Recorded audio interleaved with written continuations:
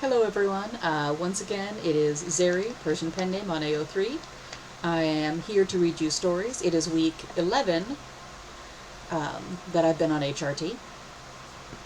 I've been on, well, just T, really. Like I said, I've got a little bit, slight amounts of fuzz. Nothing darkening, nothing like that. I've been practicing using chest voice in the car, because I drive for 2 hours a day to get to work, which is fun. So I honestly can't tell right now if I've had vocal changes or if I'm just getting more comfortable trying to pitch things lower. I'm not trying anything right now, and I don't think I'm not any rumblier or lower or anything like that. Let's see, what did I do this past week? I finished the sleeve. Woo! So now I've got one more sleeve to do on that sweater, and then that'll be completely done. I've got a lot of the yarn left over. I'm considering adding it's already got a kangaroo pocket. I might as well go full silly with this one and add a big ol' hood. I'd have to unpick the neck ribbing, but that's not so bad. Like, honestly, just,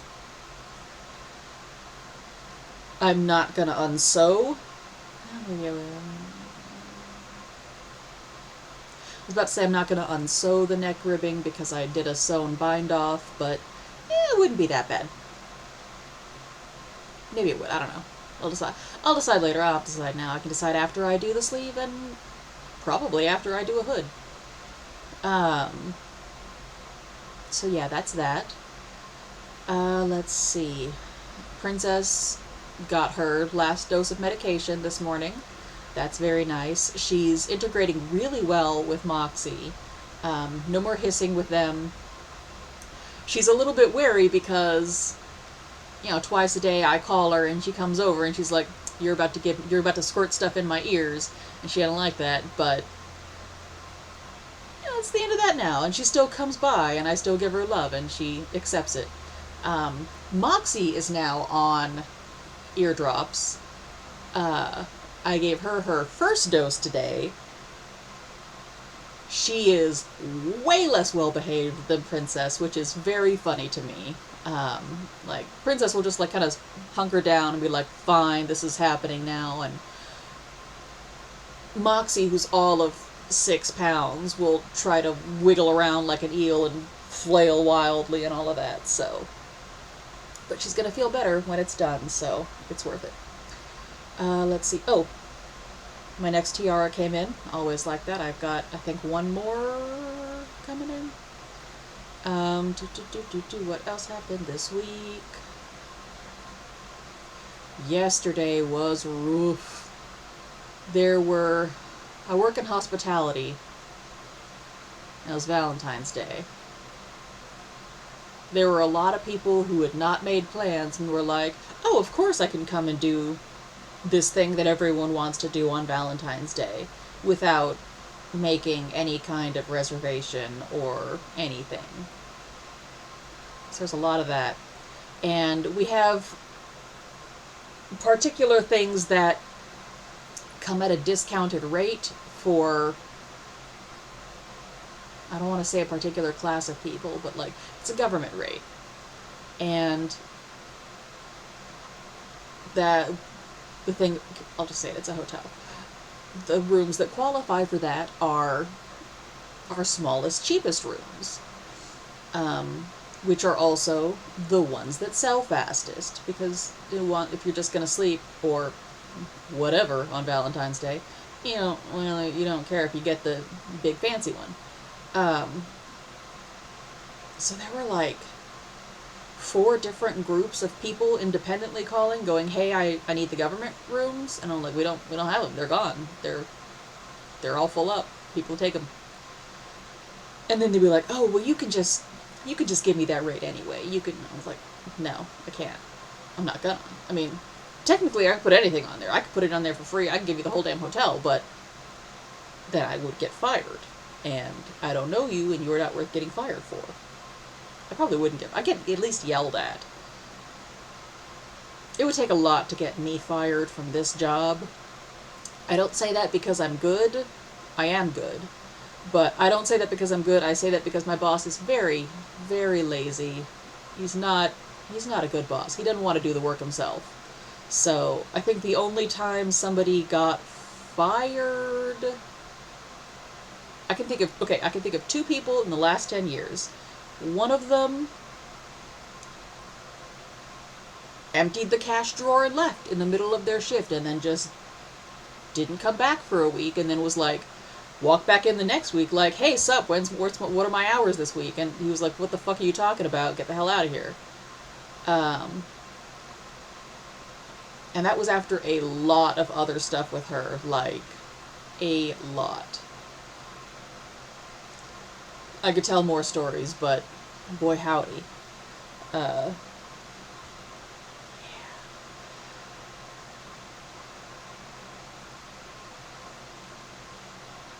at one at one point, she's anyway, lots of other stories with that person, so like that was just a last straw. And you'd think that would be like sufficient, but anyway. The other person was pretending to be another coworker on the phone while doing illegal things. Illegal things that gained her money and lost guests' money. And he wasn't going to fire her for that.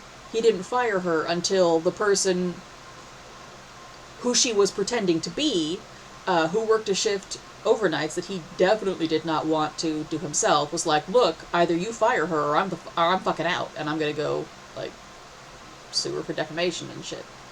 And so he was like, fine, I guess you'll go. And that person, on her way out, stole a bunch of this was back in the day, we had like these paper things that said, oh, I can get an employee rate for tonight, and she stole like a fucking stack of them, that were already signed with the boss's signature. I don't know why he had that. It's all done online now, and so, but she stole a stack of them, and then like several months later, I got a call going, hey, is this person work for you? Because we've got the papers saying that she does, and she's getting the employee room, and she's just like handing these out like candy, and she's not actually paying for anything, and we don't know what to do about this. And the answer was, call the fucking police, because this bitch cray. She stole all of that, and we didn't take care of yourselves. But yeah, so this is me going on tangents. But yeah, so I wouldn't get fired for things. I just do my job, and the worst people complain about is that I follow the rules, and I make people have to actually show ID if they want to get into the room. I say, hey, you're not the person on this reservation, so you have to like you're down as a guest, but you're not the main person. And we've had a lot of fraud where people will just like steal somebody's account and put themselves down as a guest and then be like, oh, I'll just put it on their credit card. I'm like, okay, but like, you gotta show me the credit card. If you don't have the credit card, then I need the form from them saying, hey, here's the credit card, here's a copy of all of my info and shit. So that's what I do. If anybody's hiring, I want to leave this job. Not because it's difficult, or not even really because it's so far away. Everything is far away when you live on a ranch. Guests are terrible, basically. Like, I have seen so many stranger wings. People, you wouldn't think that there would be a lot of people who call up and like, hey, I need some extra towels, and then you go up to the room and there's a dude with his dick out. But that happens so often. I ain't gonna, no, they can come on down and get the towels in front with the cameras and people and shit if they want them. If you ever wonder why you can't get something brought up to your room, it's because somebody else had their dick out. So, yeah. I once had like the big phone, like the part that goes up into your ear on a landline, thrown at my face because the guest was mad that he made a reservation for the wrong day, showed up on the day that he had intended to make one for, and we were sold out. We didn't have anything to give him. It was the middle of the damn night, so like, not only were all of the rooms already reserved, all the people were already in there, so we know they're all coming. Like, I can't just, when it's like 8 or 9, you authorize all the cards, and if anybody doesn't go through, then their room gets canceled, because that's what the cards are for. But yeah, no, everybody was in-house, and this guy's like, well, kick somebody out. And I'm like, no, that's stupid. I'm not going to do that. They've paid for this room. That's theirs. And so he had me call my manager. So, middle of the damn night, I call my fucking boss. I'm like, hey boss, here's what's going on. Talk to this guy, and I hand him the phone. And the boss says, what the fuck are you talking about? Get the hell out of here. So the guy throws the phone at my fucking face. I didn't do shit to him. But, yeah. So this is why I don't like my job. I need to quit. I need to go somewhere else. But on the upside, it has a lot of downtime, and I get a lot of fic writing done. I get a lot of knitting done. So it's not difficult, and it's one of those devil you know situations, honestly. But anyway, that's not why we're here. We're here to read books. Not books. We're here to read stories, fics, etc. So, today I'm going to read a couple of fics by MovesLikeBucky, who is another friend of mine. Let's see. I'm going to read 2, maybe 3 fics. Let's see. Oh wait, not that one. Yeah.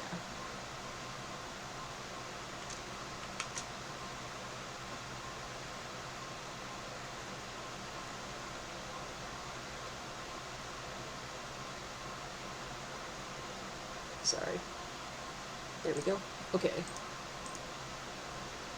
So here is the first one. It's called Periphery. It's rated general audiences. The tags are Queer Guardian Angel Aziraphale. Reader insert, but not like, you're fine, not like a your name thing. Mentions of bigotry. Aziraphale is the guardian angel of all the queer kids in London. That is a hill I will die on. From the Our Side Pride zine, 2021.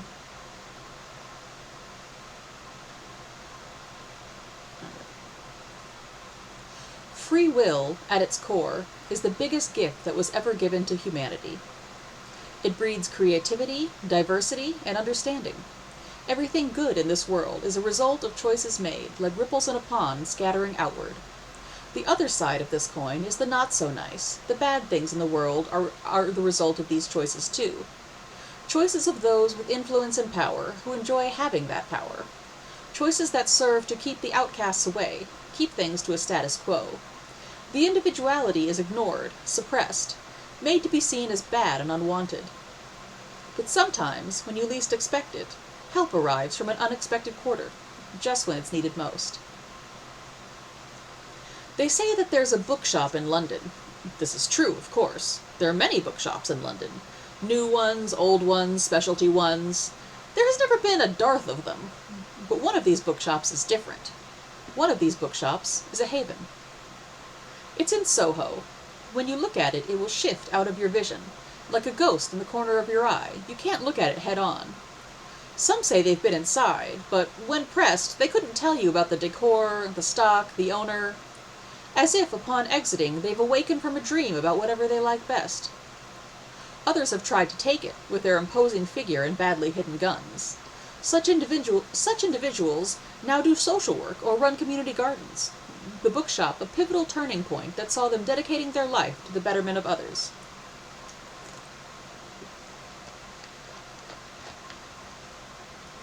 No one you meet in Soho will quite agree on what the owner looks like. Old Mr. Fell is as much of a mystery as his shop. They'll say, he's in his 40s. And another, no, my uncle knew him when he was little, so he must be in his 80s. They think he's a Victorian dandy, and they might talk about a cloud of cotton puff hair. What color are his eyes? No one can tell you for certain. So why do I tell you about this shop no one can find? About this old man no one can quite remember? Well, you see, some people are able to find him. Some people need to find him. The outcasts. The forgotten, the lost, the lonely. He cherishes them. The ones who do not fit, who are shamed for who they are, who they love, they can always find the bookshop. They only need look. When you see the shop, the sign will say closed. But hold on for a moment, and it will flip to open. You'll be ushered in by soft words and a welcoming comfort that seems to radiate from all corners of the shop. There'll be a hint of mold in the air, but you'll notice it fade the further inside that you travel. He'll guide you to the back room, fix you tea or cocoa in a mug with angel's wings. It'll be exactly how you like it, and he won't have to ask. Mr. Fell will sit across from you, his own cup of cocoa in his hands, and he'll wait. His calm demeanor, the stillness and quiet of the shop will wrap you up, make you feel safe there. It is safe to talk to him. It is safe to tell him that your body feels wrong and your parents will not listen. It is safe to tell him about the boy you held hands with at the South Bank skate park, but pulled away from when people began to stare.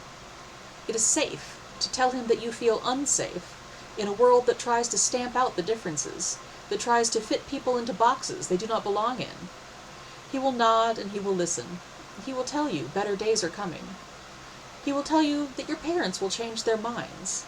He will tell you that anyone who would cast judgment will have their own judgment in return. He will tell you these things, and you will believe him. Somewhere underneath the tone, buried in the inflections and carried on the cadence of his word, there will be certainty. He'll offer you cakes or cookies, because everyone deserves a treat now and again, and he'll send you on your way. You'll feel lighter, your burden feeling less for having spoken about it. When you return home, you'll find that your parents still do not understand, but that they are trying. They call you by your chosen name, and there is hope. When you walk down the street with the boy again, no one stares as you lace your fingers with his, and you'll squeeze his hand a bit tighter. You'll find comfort and solace in this little bookshop in London, just as the ones before you have, and just as the ones after you will. So take this. No, I insist. It's much easier to find if you know the building you're looking for. And keep your chin up. Better days are coming.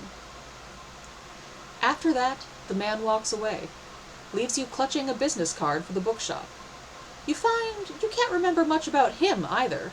Something about his eyes, yellow, snake-like, but even as you try to hold the image, it fades away from you, like ripples in a pond.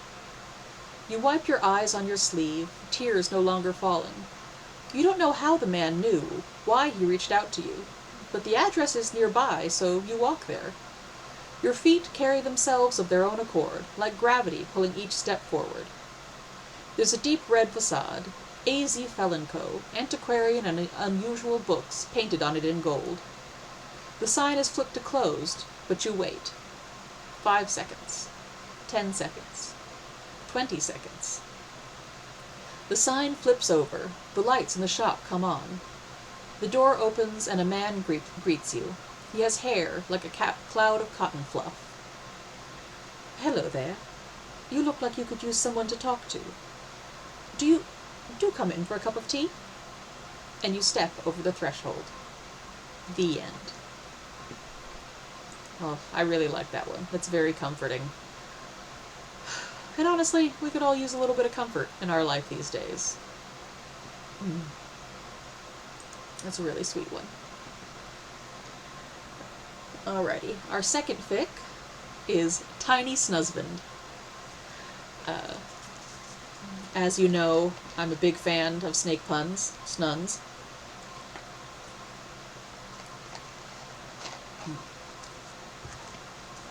So I saw this one and I was like, okay, I gotta do it. This is another general audience, this one. The additional tags are Snake Crowley, but teeny tiny. Little tiny snake. It's a gift for Yanny Snuffles. Done for a little draw this in your style. That's sweet. So, tiny Snusband. Crowley slithers around corners, through table legs and along the cracks in the floorboard. Very sneaky, him, when he's in this form. Silently slinking through the margins of the old bookshop, scaring off customers who would touch the treasures held inside. He also watches from his hidden place among the old parchment and vellum. Watches the angel as he rebinds books at his desk. Watches him work with meticulous hands, calloused fingers working delicately. Crowley scents the air with his snake tongue, dust and cedar and just a hint of mustiness. Just enough to be unpleasant for customers, but for Crowley, it's always been comforting. He watches Aziraphale sip cocoa from his angel wing mug, kept perpetually warm and fresh by a demonic miracle that the angel doesn't notice. The place where he sits is warm in the sunlight that streams through the large bookshop windows. It's here, on this bookshelf, secluded from prying eyes and grubby fingers of the clientele, watching his angel repair books of words written from time immemorial, that Crowley lets the sound of turning pages and pulling threads lull him to sleep. Softer than any song, sweeter than any wine. When he wakes later, the sun has dipped below the horizon, painting the shop in a faint orange glow. He's being lifted from his perch by two steady hands, calloused and warm, but still soft in their own way. A soft and lilting voice fills the atmosphere around him. "Oh, here you are, dear," Aziraphale coos at him, forever endeared with Crowley in any shape, form, or size, as he cradles the demon in the palm of his hands. "Did you have a nice nap?" In lieu of an answer, Crowley stretches up and boops his nose against Aziraphale's. "I'll take that as a yes, then," Aziraphale says with a definite blush to his cheeks, "though it is getting late.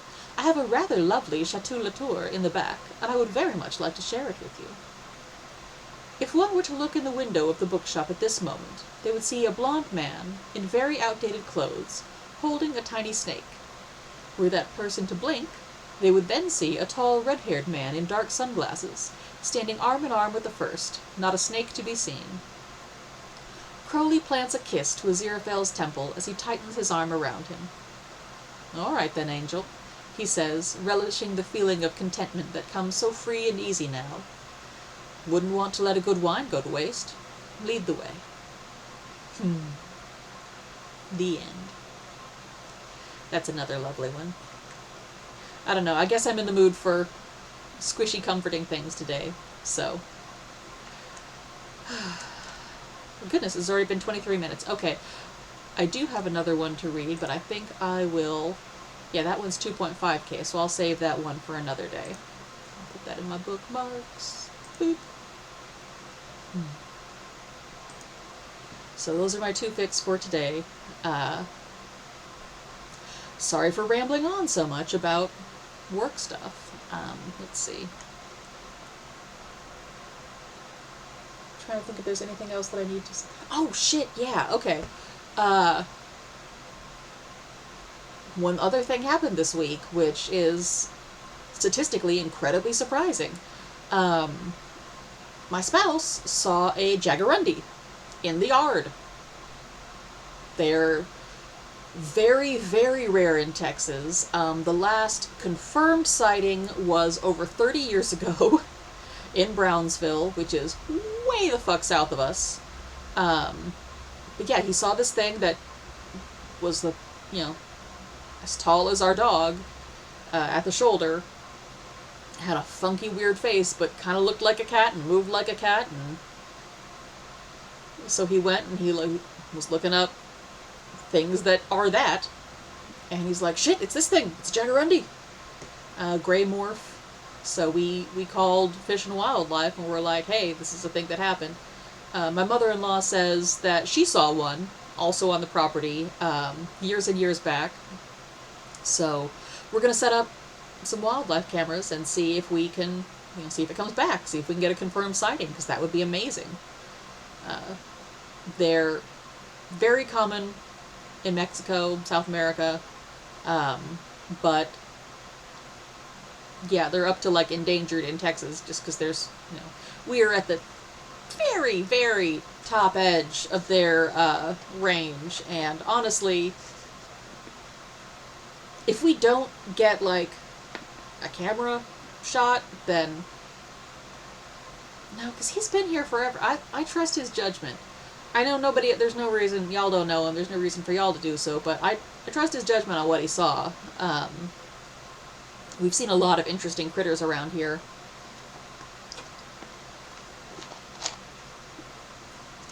Including some that are endangered. There used to be horny toads on the property. Fire ants have made that not the case so much. They eat the babies' eggs and such. Same with quail. Quail just lay their eggs on the ground. They don't make like a nest, and then the fire ants come by and they're like, oh, delicious, free food. So we do still have quail, a couple. We've got like, we are in the range of at least one mountain lion. My sister-in-law saw that one year at Christmas, just walking along the back porch. We're in a big chunk of land, and we pretty much leave it wild. The spouse's dad was a teacher, taught biology, and he was very big on native plants, native animals. So like we haven't, a lot of ranchers, they want to just make it all a particular grass that is good for cows, and like that's it. And we don't do that. We have the native the plants and animals, and we have like turkeys and coyotes and, pardon me, all of the native shit around here, including the fucking sunflowers, which take over the pasture every summer and grow up like 10, 12 feet, and then the cows come through and it's like a zombie movie. But yeah, so Jaguarundi, apparently. We've got one. I personally have seen 3 different species of skunks. We've got striped skunks, which are your basic one. We've got hooded skunks, which are usually farther south in Mexico. We've got spotted skunks. We've got armadillos, striped lizards, things that look like horny toads but don't have the horns. I forget what those ones are called. We've got polyphemus moths, which are usually far more north than we are, but I've seen those. Those are the native Texas silk moths, which are really, really neat, and I want to get... I keep thinking, oh, one of these years I'll order a bunch of eggs of them, and... because they eat oak leaves, and we've got a ton of oaks. So, like, and then I'll just raise me a bunch of polyphemus moths, and let them all hatch, and go out and do their thing. And, I'll just take the leftover cocoons and spin that. I could reel them, but then I have to stifle them, and I don't... That's a lot of work and reeling, and I'm just gonna, I don't need to do that. I would be cutting them down to size anyway, so I could card them in with stuff, so I may as well just let the moths emerge. This might be our last spring here, so maybe I should, like, look into when to start that. Because we are still looking to move. But yeah, so that's what's going on. Let's see. I think that's all that I've got for this week. Yeah. Everybody, have a nice... I hope you had a nice Valentine's Day. I hope you have a nice rest of your week. Be safe, be kind, make good trouble. Keep a container of cat food in your car, because you never know when you're going to run across a stray cat. And stray dogs can eat cat food because it's, cats are obligate carnivores and dogs are omnivores. So they like it. It's just extra meaty for them. Whereas dog food has got like a bunch of stuff in it that cats, they do put a bunch of like grains and shit in cat food anyway, but yeah, stuff that would in theory be in the stomachs of whatever animals they were eating. So but yeah, if you're like me and you just find cats all the time, just keep some in your car, because who knows, right? Anyway, so yeah, have fun, be good, be gay, do crime, and I'll see y'all next week.